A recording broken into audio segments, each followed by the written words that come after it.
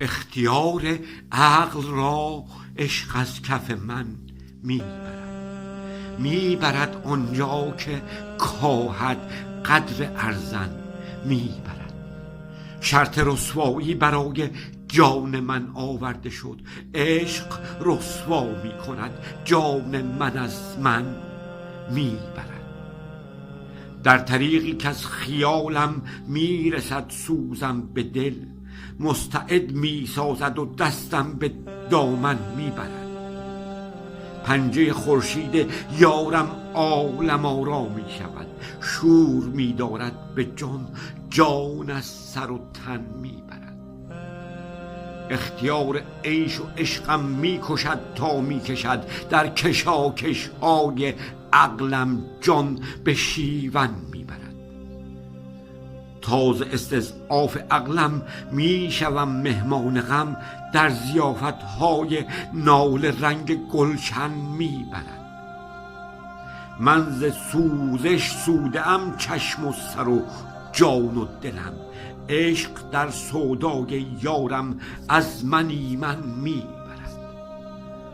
تلخی ایام را طی میکنم کی میشوم، خسروان را تا به استهزای روشن میبرد.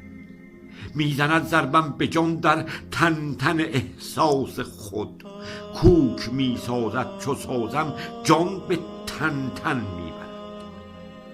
بر حذر میدارد از هر کس حضورم میدهد، در حضور چشم خود اقرار بودن میبرد.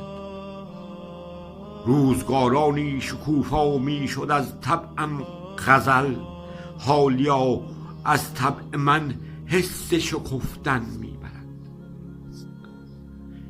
اختیارم جبر میگیرد چون میبوسم لبش، در شگفتم نرمیش جان را که متقن میبرد.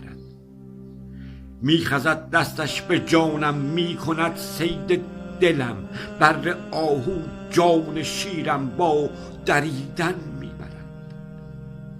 این چه سودایی است که از عشق آمده با جان وی، فرصت گفت و شنفت و خیز و خفتن میبرد.